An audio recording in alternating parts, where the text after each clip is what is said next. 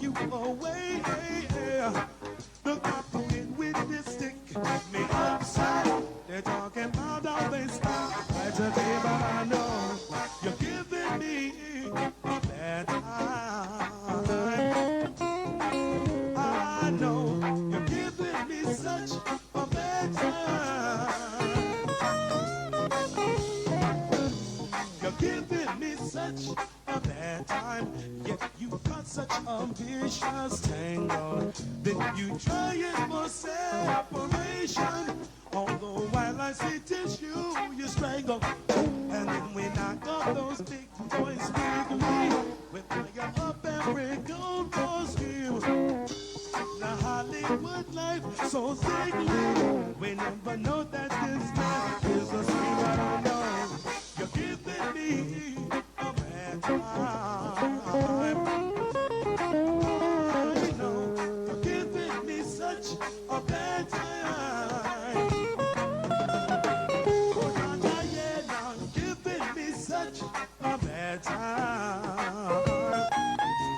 And I know you're giving me such a bad time. Watching me.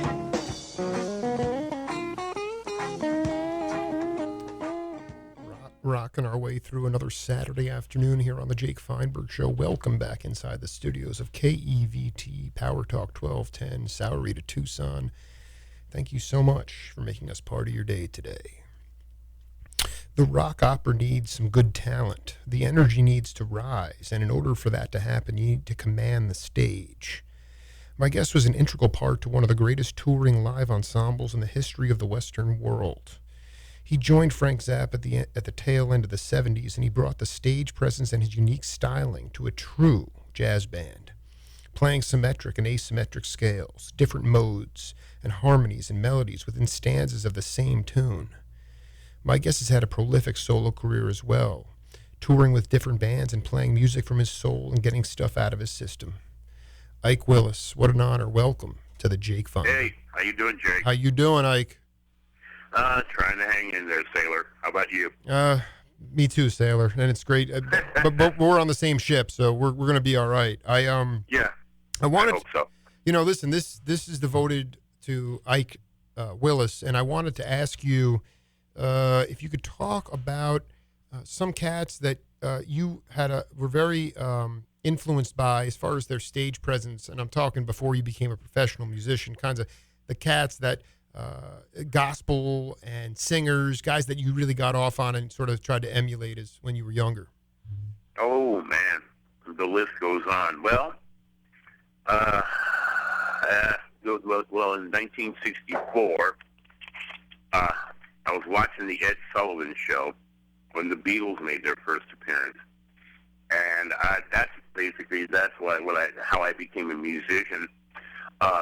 Paul McCartney and John Lennon with the two-man harmonies, the two-part harmony thing, that really got me.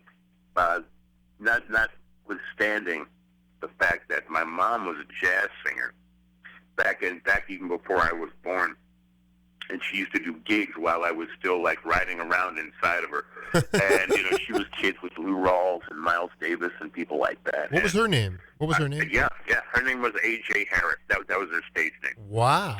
Yeah, and she was born in Chicago, and I was born in St. Louis. The thing is that I grew up listening to Aretha Franklin, but Billie Holiday, my mom, Cleo, Della Reese, people like that, and Lou, Uncle Lou, of course, and people along that stripe, and I hear the Beatles in '64, and I'm listening to Stevie Wonder and Marvin Gaye, and the whole Motown thing as well at the same time. So it was pretty much inundated with all sorts of musical styles and stuff. Of course, there's old Warner Brothers cartoons and musicals and Danny Kaye movies and Jerry Lewis movies and things like that. Pretty much, I was pretty much a sponge. You know what they say about kids? You just soak up everything. And I thought nothing of it. I thought everybody did that. So I wanted to sound like everybody. And I guess an answer to your question. Well, no, I mean, it's just, I think also Ike Willis, as we travel on our ship here, can you talk about when you encountered something that you didn't understand? Did you fear it, or did you tackle it with gusto and want to learn it?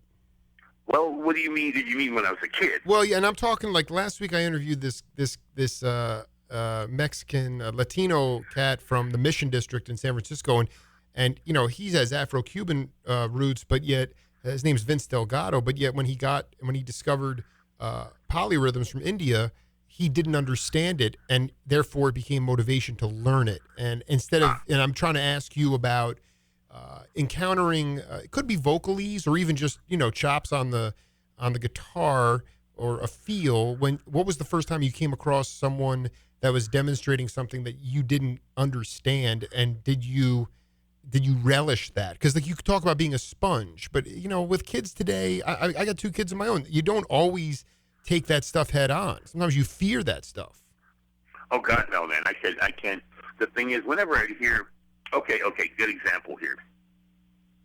First time I heard, Tchaikovsky, for example, Nutcracker Suite, and there are different time signatures going on in there that it was not so much I didn't understand it, but I thought it was I felt it was very exciting. Okay, because first of all, it wasn't in 4. Right. Let's get that. First of all, let's get that straight. It wasn't in 4. Good. And I'm hearing the downbeat start on 1, but it would end in 5. But for some reason, my brain would automatically start counting out the beats when they get to the main chorus section. When it would repeat at least 4 times, I would make a game of it for myself to time it out, to see how many beats it was, and that's how I taught myself how to decode different time signatures and things. Actually, that's when I realized there were other different time signatures other than 4. And since I was a kid, I would listen to musicals, old Danny Kaye movies, Jerry Lewis movies, Warner Brothers cartoons. And the music that was going on in the background, mostly, everybody outside of that, in the so-called real world, basically any music you heard was always counted in 4. So anytime I heard something counter to that, it just got me going. It really got me jazzed up. And it's like, well, okay, wait a minute. I wonder if people write songs in time signatures other than 4. And then when I was 10 years old, I first heard Frank, and I went, wait a minute, this guy does it on a regular basis. This guy does it like on a regular basis. Wait a second, and the whole song is like that. And then I started noticing other people that did that. I'm hearing Nutcracker Suite. I'm hearing all sorts of and I'm hearing all sorts of different concepts. In other words, okay, maybe the song wasn't 4, but then like somewhere along the line, you get into a few measures of 5, or a few measures of 9, or 7, or 3, and then it goes back to the regular boring old 4/4 time. And that really got me excited. That's something that always really gets me excited musically. I don't know why. I mean, they thought I was crazy when I was like. Well, I started playing guitar when I was 8, but I was singing when my mom had me singing. My mom and dad had me singing from the time I was 2, and so the thing is, I knew how to feel my way through musical concepts. That's right. From watching my mom and listen to my mom sing and watching her gig, but I'm listening to all these different movie and cartoon and even on TV commercials and stuff. All of these different concepts were just hitting me at all the time because I ended up teaching myself how to apply those to everything I heard musically. You know what I mean? Well, I mean, as a non-musician, I love anything outside of 4/4. I crave it. And I love guys exactly.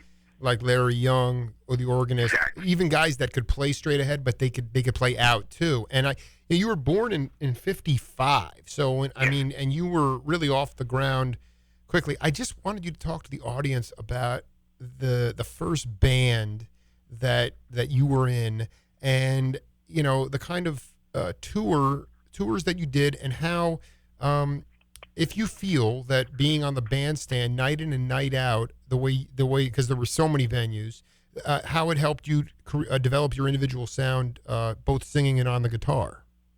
Well, for the first band I was in, I was 9 years old. I started my first band when I was 9. It was called the X-Men, and as in the X-Men, yes, the comic book people. And we played. Actually, it was a jazz band and a rock band. And my first gig was at this big hippy dippy love-in festival, art festival, when I was 9. The opening band was Canned Heat.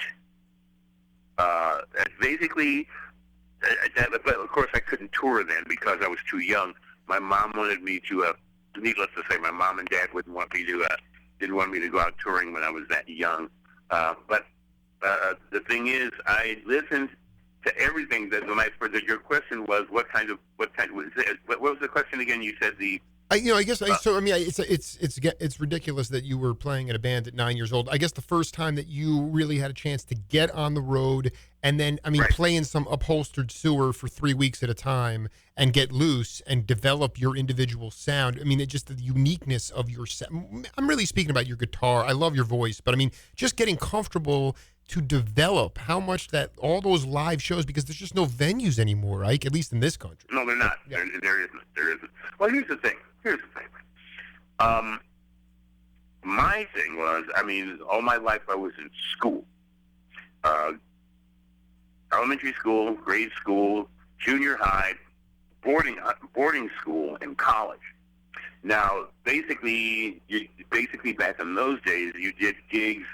You gigged, 3 sets a night in one place, and if you're lucky enough, you get to be like the bar band for like 3 weeks. That was if you were like really lucky and really doing well. Right. But the thing is, you get basically in the Midwest, especially, you're trying to learn every tune because the thing is this: I hated playing clubs, even though that's what you had to do.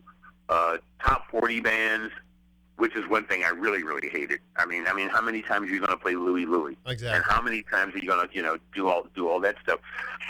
Meanwhile, in terms of my playing, in terms of my guitar playing, since I had to be the lead vocalist and the guitarist as well. And remember, I don't know how old you are, but back in my day, back in '02, they used to the industry standard for songs. The length of songs was 2 minutes and 30 seconds. Okay? Mm-hmm. And any hit song, any top 40 hit song on the radio, the industry standard was it had to be 2 minutes and 30 seconds long. And that was the deal. So now what you have to do is learn your favorite top hit songs within 2 minutes and 30 seconds, because there were no recording machines. Didn't have any technology going on there. And all I had was my big brother's transistor radio, which I would steal while he was at school, and learn all my favorite Beatles tunes, my favorite Stevie Wonder tunes, my favorite Jimi Hendrix tunes, my favorite Santana tunes within 2 minutes and 30 seconds. Wow. That's how it was done. Right. And so that had a very big influence on me. And the one thing that Frank always loved about about my contribution to his band was that I could pick up anything faster than anybody he'd ever seen, and had the biggest ears because he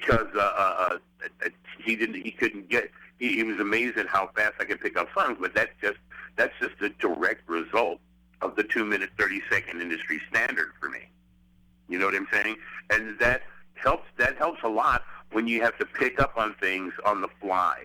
When you're on stage, or even when you're on stage in rehearsal, when you're evaluating other musicians, or when you're sitting in and jamming with other musicians, etc., how fast, basically how good you are is determined by how big your ears are, and then your adaptability there too. You understand?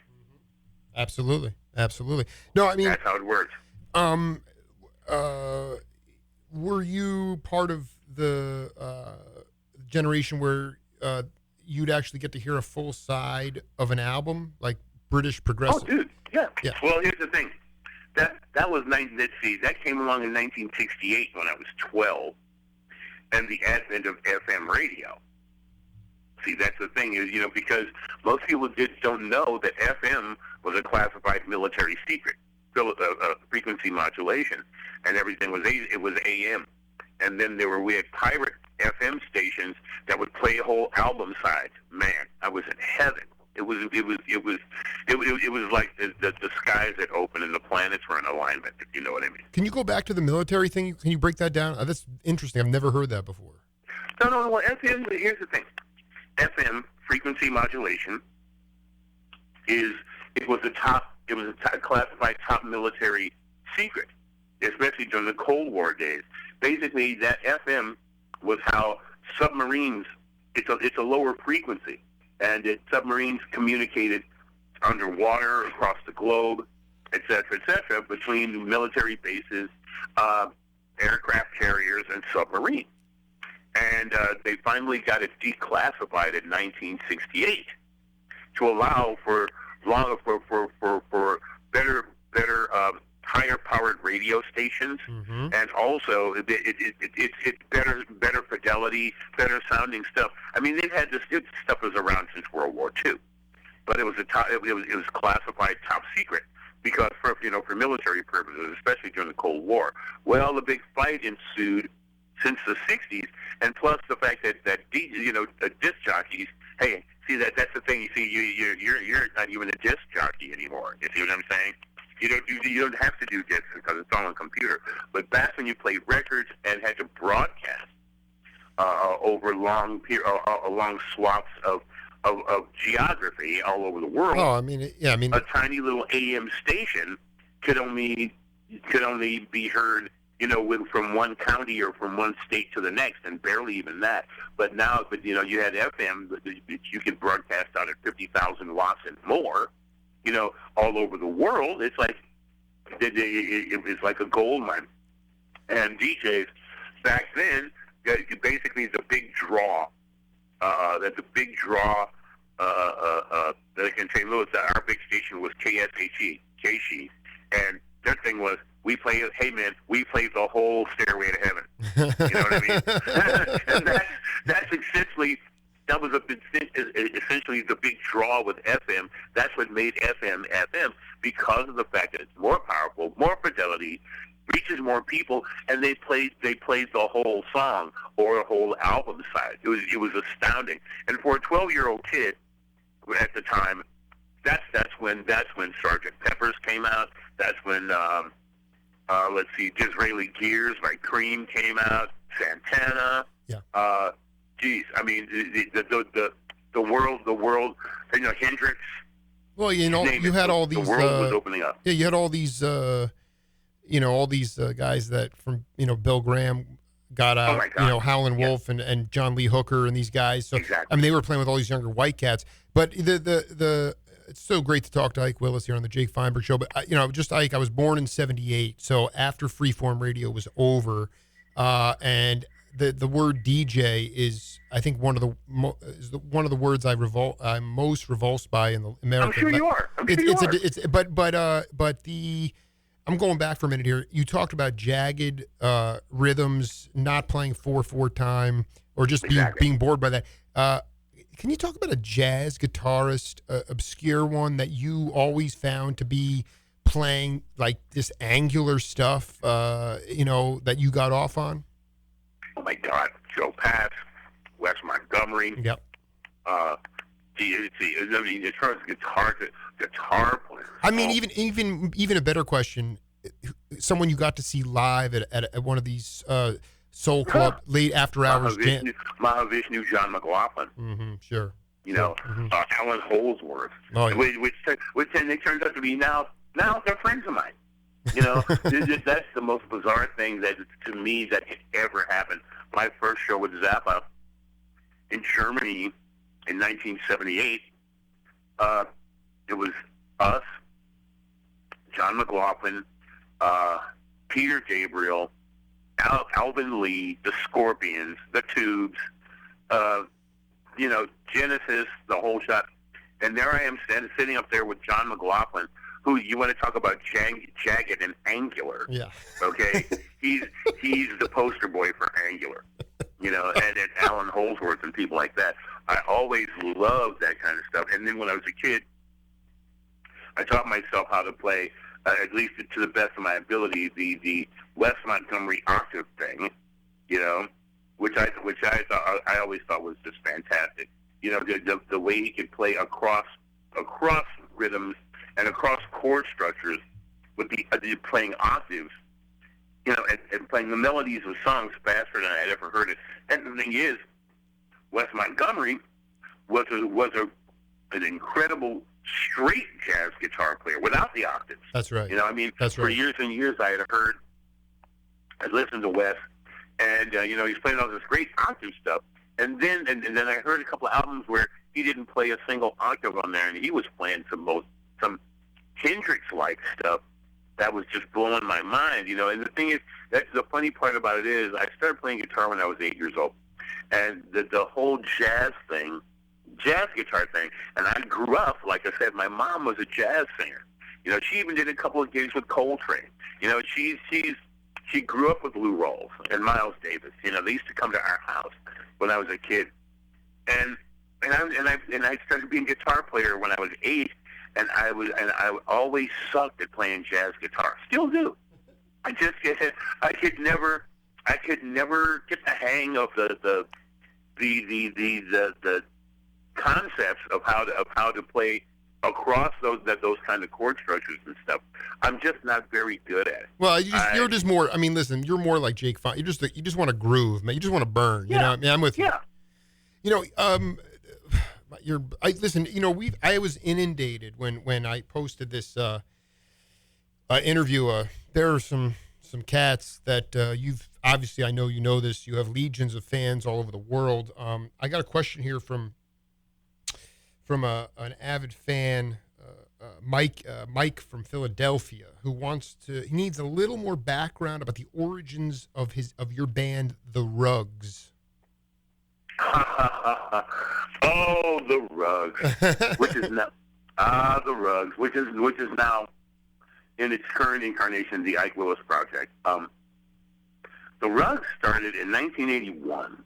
I had been in Zappa's band for 3 years. I was living in Los Angeles, and I had, in between tours, I'd always written my own songs since I was a kid, and I was basically trying to put together an outlet for my solo music because, like any other kid, especially when you live in Los Angeles, what do you want? You want to get a record deal, and you want to make your own records. And back then in 1902, when everybody made records, now the thing is, it started out with it was me and the original Rugs was myself, Vinny Colaiuta on drums, Arthur Barrow on bass, Bob Marlette from Bob Stewart's band. Remember Year of the Cat? Okay, that was he was my keyboard player, and basically the songs that are on my first album were actually, we first used to do those at gigs. Me and Artie and Vinny and Bob and a few other people. And I started out, and then I met in 1981. I was with Robert Williams, who was Captain Beefheart's drummer, and I was doing his band, and we were opening up for Oingo Boingo at UCLA. And this kid walks up to me. His name was Joe Conti, and he said, "Well, my name is Joe, and I live in Canoga Park, and I have this garage that I practice in with all my band." He asked me, "Does Frank know me? Does Frank know anything about me? Because this whole Joe's Garage thing has got me kind of scared, like I'm under surveillance or something." And no, this is a true story. And he ended up and Artie had just left the band, and Joe played bass. And he had his best friend who played drums, Jim Summy, who also lived in Canoga Park. And they grew up since they were 7 years old together. And they became my rhythm section, my bass player and my drummer. And Joe's garage, he actually had a Dodge in the corner. He had a Fender Champ amp. He had a garage in Canoga Park. He used to even go with a girl named Mary. It was very, very scary. It was very frightening for a moment there. Wow. And so I started practicing with these guys. I'd go over to this garage, and it's got carpet everywhere on the ceilings, on the walls, on the floor. He used it for insulation. And I just take one look at this thing, and after I'm laughing about this whole thing. And after a while, he said that the subject came to, well, what are we going to name our band? And I just took one look around and said, The Rugs, because the whole place is covered in rugs. And just as a joke. And that's what became my first incarnation as The Rugs. Playing the very stuff that you were playing in the preamble to the interview here. You're playing one of my tunes, Bad Time. That's where in Joe's garage in Canoga Park is where almost everything that's on my first album, Should Have Gone Before I Left, was written. Okay, because he's asking me about. I mean, he said there's a couple of songs he wants the inspiration, whether or not you can pinpoint it. Ounces of Prevention, The Hollow Earth, and Foreigner from Boston. He goes, those are so heavy on my mind, he said. Well, I wrote those songs there. Yeah, those are definite Rugs tunes. And can you talk about, I guess maybe just a broader question, but maybe you can incorporate it back to Ounces, Hollow Earth, or Foreigner. Well, how does Ike Willis talk about your inspirations? Because I think that as we deal with a more conformed society, a more rigid society, at least in Western culture, I want to be outside the box, and I couldn't think of a more successful artist than you to talk about your inspiration for songs that you put together with the Rugs. Well, Ounces of Prevention is, well, here you have to basically, look, my field of, my actual educational field of study is, I went to Washington University in St. Louis, and I'm an actual political science law major. And most of my stuff, if you take a look at my lyrics, they're pretty political, all in all. But here's the thing. Ounces of Prevention, I noticed that when now living in LA, for a few years, I noticed that, everything musical is just, everything was a cliche. The songs, the musical phrasing, the chord structures, the lyrics, you know what I mean? The actual physical look of the bands and stuff. Remember, the 80s was the era of the poodle hair band. Right. And, and all that stuff. And I decided to write a song to see if I could write a song that about the fact that I was tired of hearing songs consisting of nothing but cliches. Right. And if you look at it, it's basically the chorus, Ounces of Prevention, Another Pound of Cure. After singing every cliche, I just can't be too sure. That's the thing. I was venting my frustration with music that really was just prepackaged cliches and drip. And Frank and I used to talk about that all the time. Half of the song was me venting, and the other half were the cliches my own cliches that I just written in line with that. It's like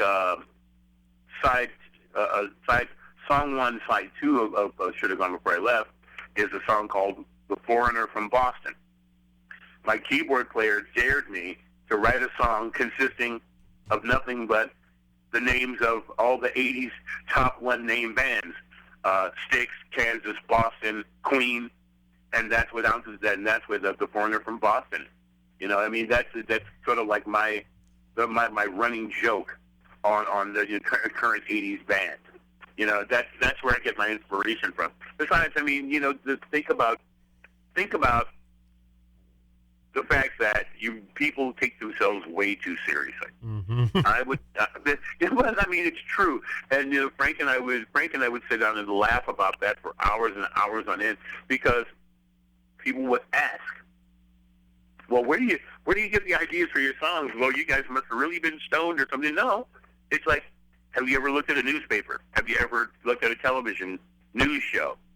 There's nothing on this earth funnier than actual life in America. Okay? Right. This is something that you cannot make up. This is something you don't have to get high to do it. Right. You don't have to get these great revelations from on high, and when the beam of light comes down from the sky and hits you over the head with inspiration for a song.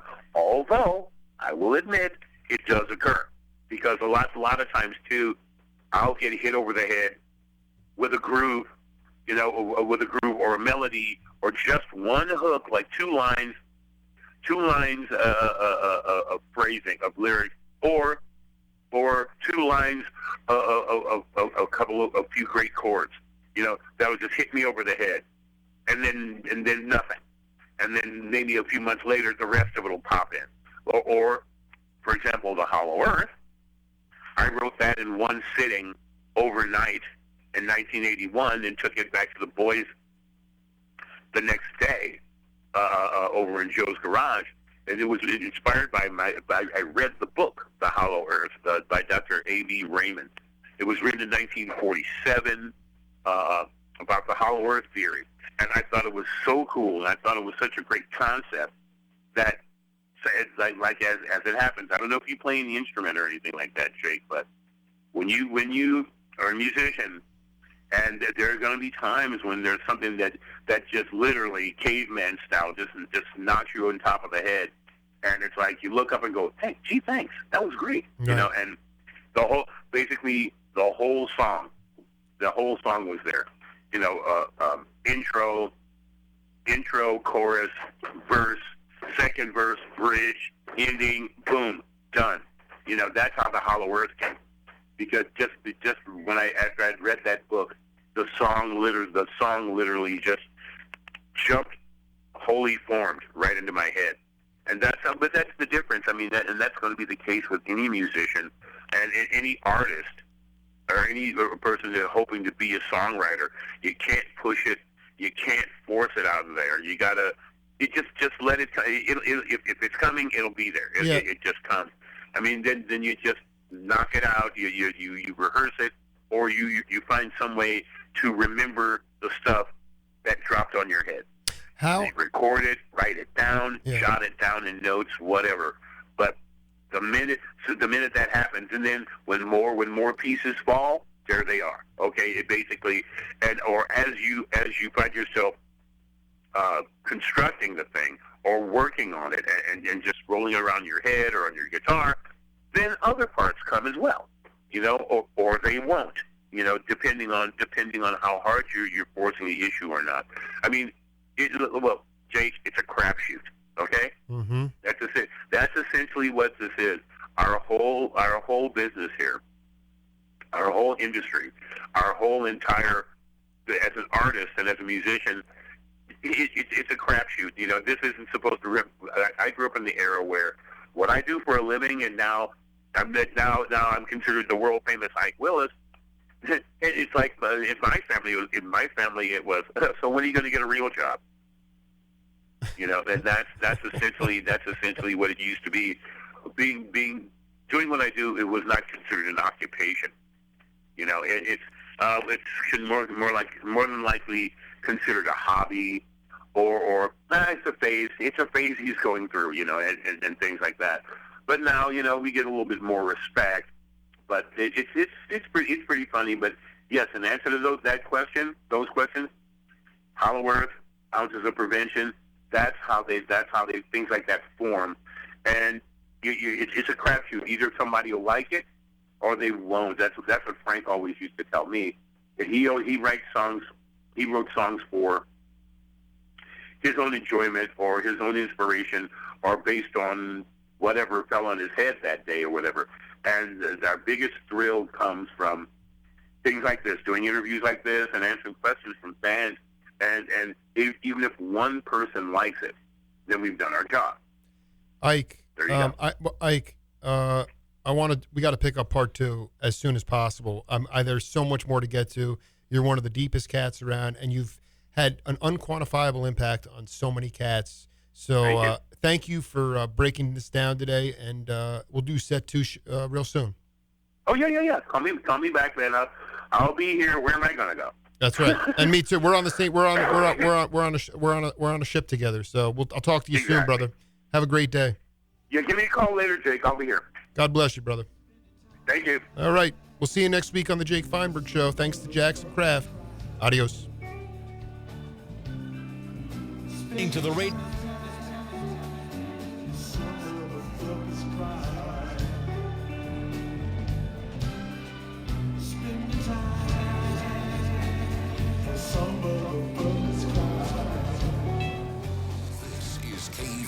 Sahuarita, Tucson. The Tucson Originals. Local dining at its best.